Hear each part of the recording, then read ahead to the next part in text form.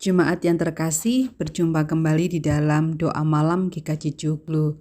Mari bersama-sama kita meluangkan waktu untuk mendengarkan sapaan firman Tuhan yang akan kita dengar dari Keluaran 40 ayat 21 yang demikian.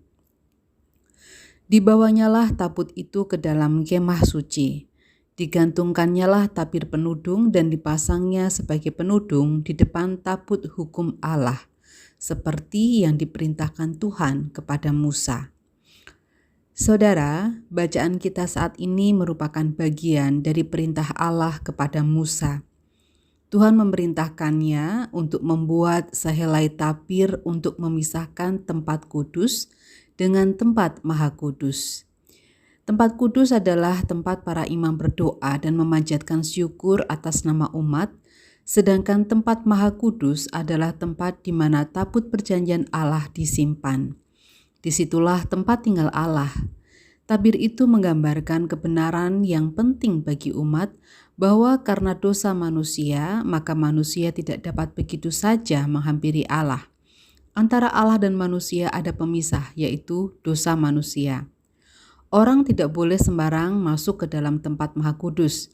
Hanya imam yang diperkenankan. Itu pun hanya diizinkan masuk 1 hari dalam setahun untuk mewakili umat dengan membawa korban perdamaian.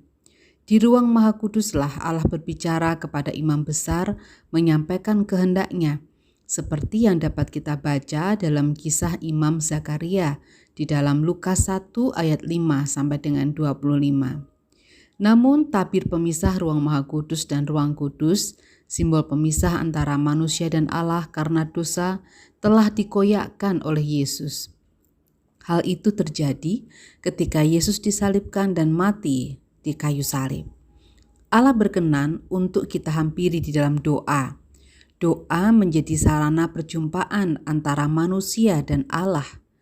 Jika pada zaman Alkitab hanya para imam yang dapat menyampaikan permohonan kepada Tuhan, maka saat ini kita dapat menyampaikan permohonan kita tanpa perantara.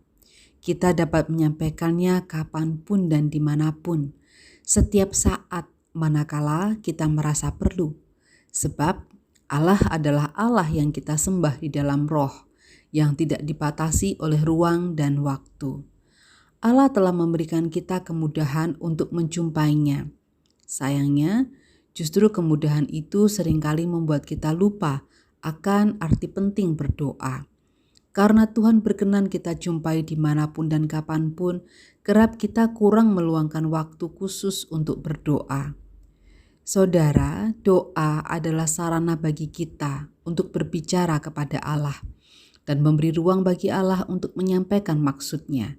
Mari kita semakin giat untuk belajar berdoa dengan kesungguhan hati. Demikianlah firman Tuhan, mari bersama kita berdoa. Allah yang maha baik, terima kasih untuk segala kemurahan-Mu. Engkau berkenan untuk kami hampiri di dalam doa. Saat ini kami menaikkan permohonan kami bagi saudara-saudara kami yang sakit. Kiranya Engkau berkenan untuk memulihkan.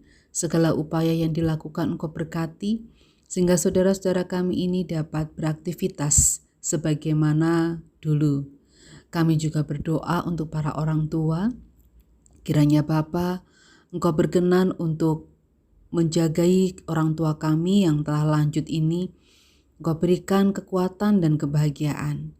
Kami juga berdoa bagi proses uji coba pembelajaran tatap muka serta kegiatan perekonomian jemaat. Kiranya Tuhan, setiap kegiatan yang dilakukan dapat tetap memperhatikan protokol kesehatan dengan tetap waspada. Kami juga berdoa bagi gereja-gereja di dalamnya termasuk GKJ Joglo dalam mempersiapkan ibadah onsite. Allah yang Maha Kasih, hanya ke dalam nama-Mu kami menyerahkan segala seru dan doa kami. Amin.